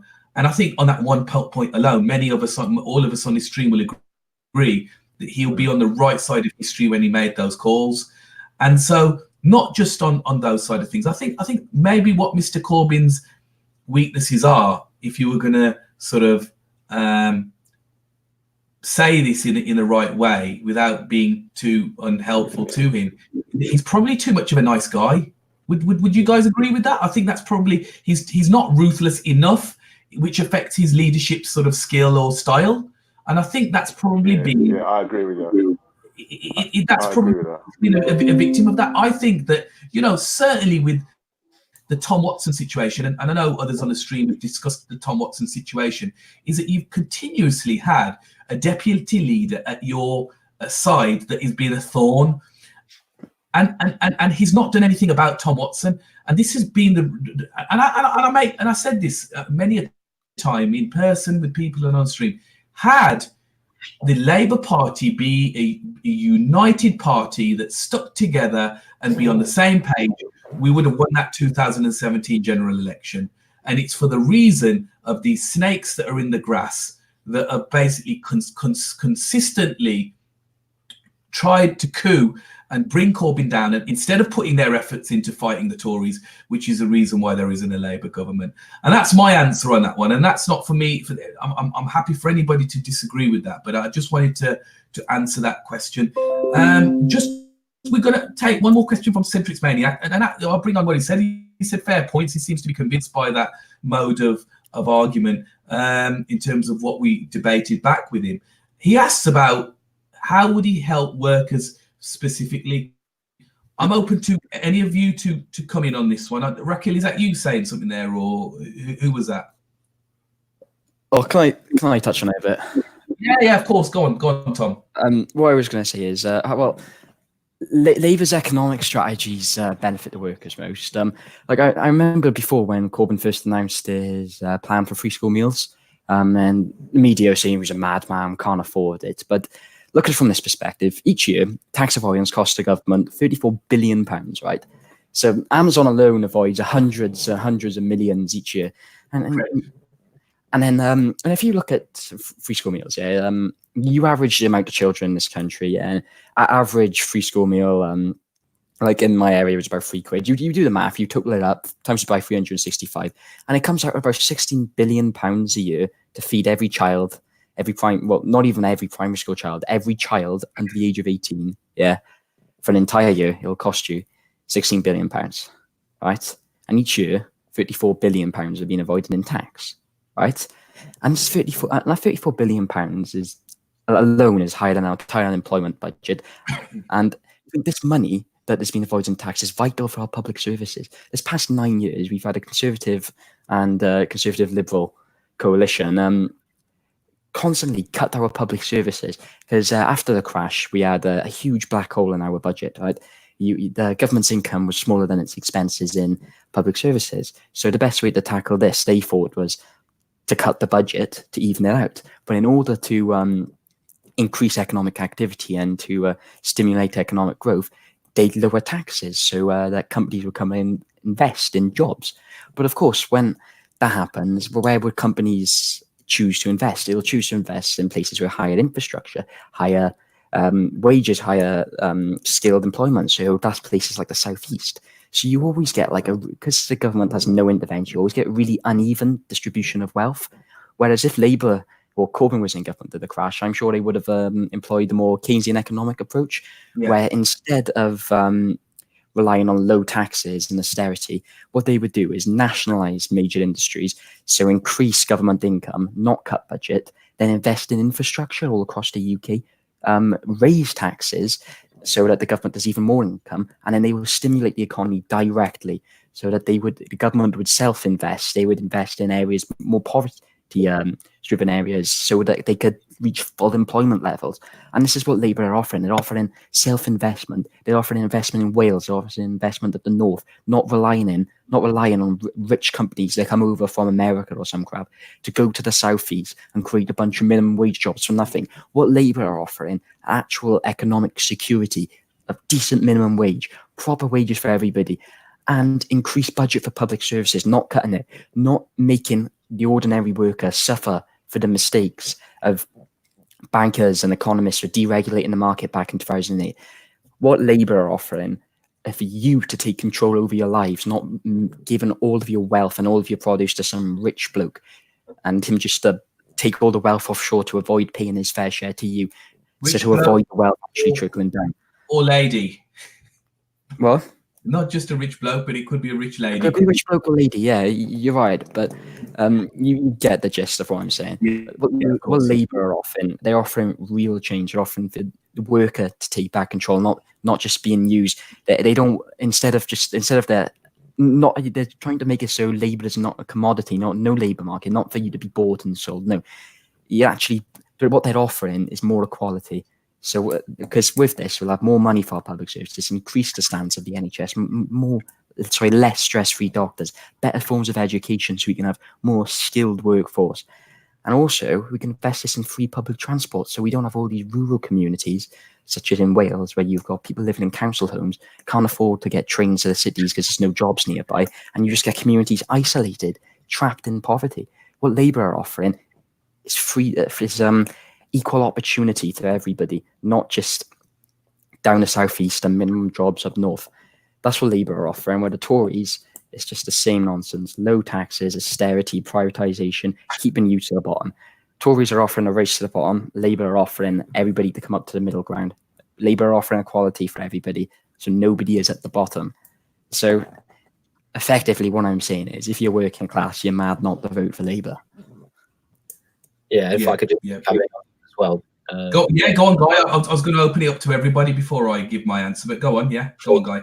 You addressed that so well, but I just want to say, a centrist maniac, he says, how would Labour or how would any party help workers? I want to vote for a party that will help workers. I'm a bit reluctant about Corbyn, and what I'd say to centrist maniac is that Labour, from the day it was created, has always been the party of working people. And if you vote for Labour, and if a Labour government is elected at this general election, it's going to be the biggest investment ever seen in low-income earners, which I think centrist maniac said that he or she was a low-income earner. And in terms of our policies, we're going to ban the 1.7 million zero-hours contracts, give fairer hours to people, make sure they're not exploited in the workplace. That's part of our 20-point workers' right package. But also, as I touched on earlier, the £10 minimum wage from the age of 16 to bring more money into your pockets, eradicate rough sleeping in 1 year, give housing benefits to 18 to 21. So if centrist maniac is a young person trying to get on the housing ladder, we help you in that way. Also banning universal credit and introducing a fairer benefit system that works for everyone, where there's correct rollout and it's a competent system. 100,000 council homes, affordable housing. I mean, Labour on every single base of policy work for working people, and we've got so many policies, and I'm sure more will be introduced when the manifesto comes out. But don't let a slight dislike for Corbyn prevent you from voting for the party that will transform your life, because that is the Labour Party and that's what it's been. So I just say to centrist maniac, reconsider and remember that Labour will invest with you. It's not about one man. It's not about Jeremy Corbyn. It's about building a better country for everyone. So please, please, please vote Labour. Excellent. Anybody else want to answer centrist maniac? I think we've got a fair bit, but happy for anybody in the stream to talk about that. He asked about workers, specifically workers' rights. Well, one, they ensure that all the workers' rights that were protected under EU laws will stay protected, regardless of what happens with the EU. Not to mention, one thing they do to benefit the workers would be the minimum wage increase. So there's that. Anyway, I'm done. Okay. Cameron, anything you want to say on workers' rights? No? Okay. Cool. What I wanted to say in answer to your question, and I think we've kind of convinced centrist maniac in respect of shifting it. Oh, go on, Cam. You're in. Go on. What you're saying? I forgot to mute myself. I just say that if we want to guarantee workers' rights, we need to accept the idea that we have to democratise the economy. Yeah. Now, Labour in the next election has a scheme where workers can claim a derivative and a share from the company that it works for a certain Cam, you stole my idea. That's what I was going to talk about, Cam. You stole my idea. Go on. Workers want the power over the workforce, over what goes on around them, truly, in our economy. Because that's what matters. In the words of Bill Clinton, the greatest president ever, insert sarcasm, it's the economy stupid. And that's the key for change society. Yeah. I mean, we had previous Labour governments, but it never changes much in the long term. And I think if this eye catches on, I think it could change a lot in favour of people. In the words of Tony Benn, every generation fight the same battles over and over again, and that's because there's not enough work input at the workplace. Yeah. I'm not saying the workers should own everything. I'm just saying that there needs to be more democracy at the workplace, and workers should have power, and that's all I say on that. Other than trade unions need more power as well. Absolutely. And I mean, look at the comments that's coming out from Centrist Maniac. I don't know if you guys can see it on the screen. And he says, between the two lads, that's convincing me. We'll have a look at it. So, this platform is powerful. I mean, I want to just extend a little bit. Some of the stuff I was going to say has already been said, so I don't want to repeat anything more. But I think what I wanted to say, I've got a little bit of knowledge in this area, is that one major bit of legislation that the Tories have been responsible for, and this has been absolutely devastating, and anybody who works, this has been a real devastating piece of legislation, has been the Trade Unions Act, basically. And what that has been about is curtailing all rights and voices for workers in the workplace, in particular the areas of the right to strike.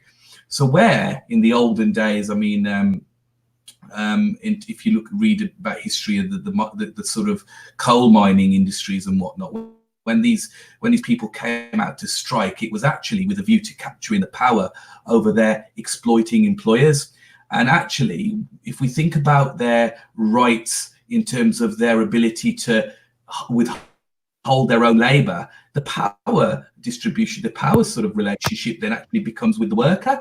So if as a group of workers, we are able to organise ourselves and say, well, actually, guys, we hold the power here. This company don't function without our collective work. And that organisation sort of has unity. The power then comes back down to the workers and less power to the exploiting or basically the people who are employing you. Now, that doesn't mean that all employers are exploitative, but they can be because the law allows them to be. And the objectives behind the Trade Unions Act was about basically making sure that if any workers or any unions want to go on strike, that they would basically have to ballot for it, and they'd basically put a very, very difficult percentage. I think it was over 50% of the workforce, people within the unions or the workforce, that would need to ballot in favour of a strike. And then they would basically need to agree a date on when to strike. Now, everybody who has any form of common sense knows that if you tell your employer, actually, I'm going to strike in 2 weeks' time, we'll ballot first and blah, blah, blah, blah, blah, you're not actually going to affect that operation. And actually, that strike becomes very meaningless and ineffective. So one of the first things that Labour have talked about, if they come into power, is repealing that particular act. Now, that doesn't mean that it will allow all workforces and unions to go out and start striking straight away. But what it does is, as Cameron and as Tom and as Guy really and Cooper eloquently put it, is that it actually distributes the power between the employer and the employee, which at this moment in time, under the Tory and neoliberal Labour government that had come in, has been very employer friendly. So that's what Labour will do. And I know these things sound a little bit complicated at the moment, but the point that Cameron touched upon was really important, imperative, is that actually what Labour will do, it will give workers a buy-in to their organisations and actually a say in how those organisations are run. Absolutely big, massive, radical changes coming for people who are working. And as Guy really excellently put it, and Tom excellently put it, is that Labour is, look at the name, it's the idea is within the name, that Labour is the party for the working class. So I think we've discussed a fair bit, and I'll tell you something, for the first time on one of these streams, we've managed to sort of influence and positively talk about things that are changing the views of the people that are viewing us, and that's what this is about. This is about the community. Just want to touch on a comment that Christian Gray's put in. This is a really good compliment to you and Tom and Guy. Think we can get Tom and Guy on the Labour doorstep in Hertsmere? They'll be unstoppable. What do you guys say about that compliment you received, guys? Well, sorry, go on. there you go. One at a time. Yeah, Tom, go ahead. All right, so I was going to say, thanks, man. That's really kind of you, but I don't think I'll be seeing myself in Hertsmere anytime soon. Maybe at the conference. You're more than welcome. Isn't it Hertsmere is from you, Tom? Oh God, that's ages away from me. I'm like South Wales. What about you, Guy? I think you know that chap anyway, don't you? From the other sound of. Chris Gray is one of my local councillors in Firstfield ward in Potters Bar. Is one of the safest Tory wards in the country. And in the recent local elections, Chris Gray and Chris Myers, 2 Labour candidates, took it off the Tories. And I worked quite hard with them to get that. They're both amazing guys. They're transforming our borough by every second that goes by, and they're working really hard with us to elect a Labour government in the elections as well. So I say thanks to Chris, and I'd open the invitation to Tom. If he ever wants to come down to Hertsmere and knock on doors, you're more than welcome. Oh, thanks, man. One day. Your guy Christian says that you two will be unstoppable, so that would be a force, no doubt. Okay, guys, I mean we've reached the 1 hour 45 mark. It's just gone like this, to be honest with you. It's been an excellent stream. I've really enjoyed it. I just want to get sort of final summaries from everyone before we sort of call it a day. Rakil, I want to start with you mainly because you're brand new to our streaming and whatnot, and it's been really great to have you on. Is there any comments that you want to make about your experience today and how we can maybe amend this platform to make it more accessible for people? Well, thank you for having me on. To be fair, I wouldn't know what to say. I mean, it's a good stream. Everyone was able to put out their points eloquently. There was no bashing of the other person who didn't agree with them. So, you know, I just really just carry on what you're doing, really. Good stuff. Don't see any criticism. So, yeah. Excellent. Now, and listen, you made some really great contributions tonight, and thank you for having you on. Cam, any final comments from you before we go? Yeah, it was great being on. It's been quite an interesting stream. Excellent. What about you, Cooper, man? Yeah, it was an interesting stream. Granted, it seems like we didn't get to the fracking thing you wanted me to look up, but oh well, doesn't matter. But hey, it's an interesting. Do you want to touch on that in your summing up? All I know is that let's see, the Torys promised fracking. Let's see, apparently it's not going to be permanent from the look, and people have accused them of being just trying to do an election tact of trying to get in seats and trying to appeal to Green voters, which I'm pretty certain most, let's see, environmental voters aren't going to trust a Conservative Party for that. But yeah, it's been fun doing the stream, and I think this is your longest stream yet. Mm-hmm. I know. I'm conscious of that as well. Yeah, no, thank you, Cooper, for coming on. As always, you've been amazing, and you've really added some great content to the stream. Tom, anything you want to add before we call it a day? I just want to say it's been an excellent stream, guys. Thank you for having me on. But also, I just want to add as my final comment that if ever anybody's struggling with what party they want to vote for, just remember which party created the NHS. And remember which party voted against the creation of the NHS 22 times. And that should solve your issue. Yes, that's a great point. That's a great point. And Guy, last but not least, I think you've made yourself a few fans on this stream tonight. If that's a fair comment to say. Anything you want to sort of finish with? Oh, it's always a privilege to be on this stream, and again, thank you for actually setting up this platform, because as we can see what happened today, we had someone who wasn't sure who they're going to vote for, and we were able to talk and have a discussion, and that's what this is all about. But all I can say is that I'm committed across the next week, the couple of weeks, the next month, we've got to campaign for a Labour government, and at any time I'll be out in marginals, I'll be out in Hertsmere, knocking on doors and trying to get people to vote Labour, because it's so important that we win this election, because so many things are at stake here. So my final message would be vote Labour and get out on the doorstep. Absolutely. Final message from me, guys, and I want to thank everybody who's joined us on this stream this evening in terms of viewers, people who put their comments in, and the people who will watch this after we sort of cut from the live stream, is we are in unprecedented times at the moment. And as a lot of our streamers have alluded to and talked about tonight, is there are a lot of people out there that are undecided. And elections, you know, the mainstream media wants us to have a foregone conclusion about which way elections are going to go. They want us to force us into this way of thinking that, well, why change your status quo? It's going to be so difficult. Leave the status quo in now. Theresa May basically sold an election platform off. We're in the middle of Brexit. Do you trust to continue and finish it off? And I think, look, it's not for me or for our streamers to convince anybody, but it's the truth is within the arguments that are being made here, in that actually the Tories haven't been able to deliver Brexit since the 3 years since the referendum.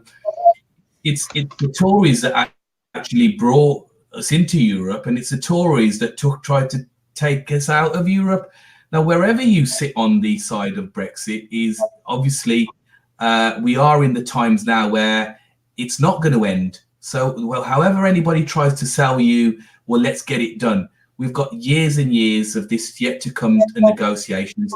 It's actually about which government are going to place you first in the middle of those negotiations.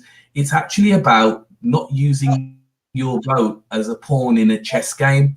It's actually about the other issues that are really affecting you. Because let's face it, there are issues before Brexit and there'll be issues in our lives after Brexit, but it's about which party is actually going to give a shit about those issues as the time moves forward. Now, not to want to echo the words of anybody else, but Jeremy Corbyn says this is a once-in-a-generation election, and we will hopefully be continuing these streams on a more regular basis, at least once a week, as regularly as we possibly can. Now, I want to thank each and every one of us, but before I let you go, and before we go, I just want to leave a little bit of a nugget in terms of what one of the writers in the Spectator had said this week, a Lord Diddle, who talked about Muslims and their voting, said that we should be holding election day on a day where the Muslims all go and have an event, or whether it's a praying day or whatever, which basically says to me that these people, because I think there may be an assumption within that Muslims may vote for Labour, and therefore, and I know somebody else made a comment as well about whether it was the same person, I don't know, about stopping students voting. What that tells me is the establishment are scared. They're scared of change, and they're scared of a Jeremy Corbyn government that's going to distribute their wealth fairly amongst society. So let's affect change, not just for ourselves, but for the remainder of society. And let's not let these racists, bigots, take charge of our country and turn us into a bargain basement, mini satellite state of America, basically as poodles of Donald Trump.